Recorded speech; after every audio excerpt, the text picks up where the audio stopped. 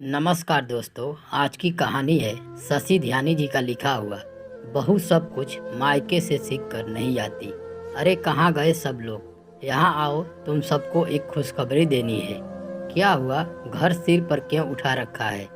लड़के वालों की तरफ से हाँ है। अब बस तुम शादी की तैयारियां करो। हमारी बेटी के भाग खुल गए, जो इतने अमीर और अच्छे परिवार में बहू बनकर जाएगी।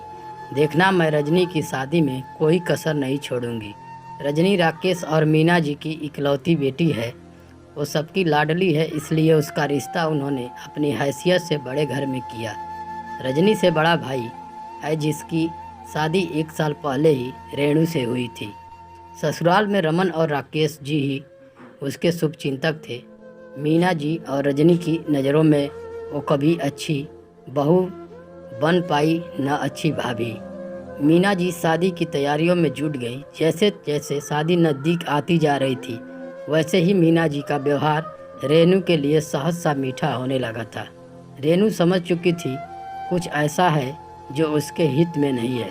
तभी सासू माँ की आवाज़ में इतनी मिठास है, पर क्या है वो समझ नहीं पाई।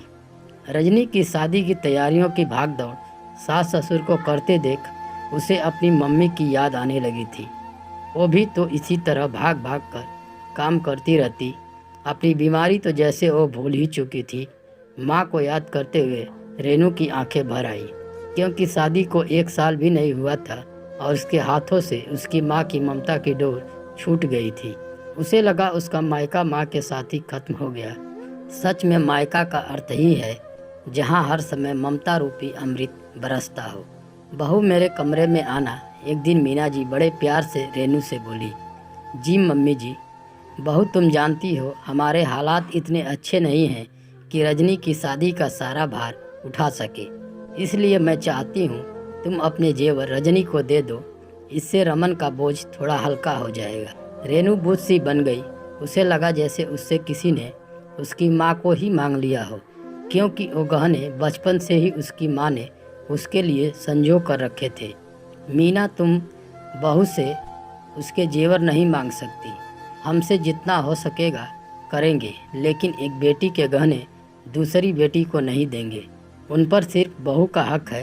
राकेश जी रेणु की मनोदशा देखते हुए बोले। मैंने आपकी राय नहीं मांगी, ये औरतों के बीच की बात है। आप नहीं बोले तो अच्छा है। बहू, तुम अपने सारे गहने मुझे दे दो। बेरुखी और कड़क आवाज़ में मीना जी बोली। हमेशा खामोश रहने वाली रेणु ने आज अपनी जबान खोल ही दी थी। मम्मी जी, आप चाहे रजनी को मेरा कोई भी सामान दे दीजिए, पर वो गहने मैं नहीं दे सकती। वो गहने मेरी माँ की निशानी है। मुझे जब भी उनकी याद आती है तो मैं इन्हें छू कर या पहन कर उन्हें महसूस कर लेती हूँ। बहू, तुम बहुत ज़्यादा बोल रही हो। तुम इस घर की बहू हो, इसलिए तुम्हारा फर्ज इस घर के लिए होना चाहिए। तुम्हारे मम्मी पापा ने नहीं बताया कि शादी के बाद ससुराल ही तुम्हारा घर है? क्या मायके से यही सब सीख कर आई हो कि अपनी सास से जबान लड़ाओ? तुमसे जरा सा कुछ मांग लिया तो हमें ही सुनाने लगी।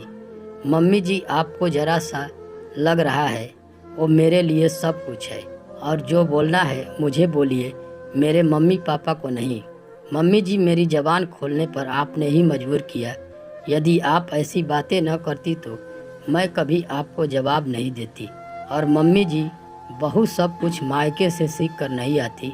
कुछ बातें ससुराल वालों का व्यवहार सिखा देता है और उन्हें मजबूर होकर बोलना पड़ता है। रेणु को पहली बार अपना विरोध करते देख मीना जी सब पका गई। देख ले बेटा अपनी बीवी को, अब तू ही इससे बात कर। रमन को आता देख मीना जी बोली। मम्मी, रेणु सही बोल रही है। वो अपनी मम्मी के गहने नहीं देगी। रजनी की जिम्मेदारी मेरी है। मैं जितना हो सकेगा अपनी बहन की शादी में कोई कमी नहीं होने दूंगा, लेकिन एक बेटी से उसके माँ की निशानी लेकर पाप का भागी नहीं बनना चाहता।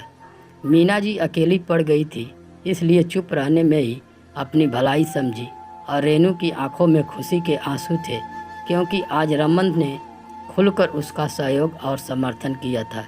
तो दोस्तों, ये कहानी आपको कैसी लगी कमेंट बॉक्स में ज़रूर बताएं। इस कहानी के लिए एक लाइक कर दें।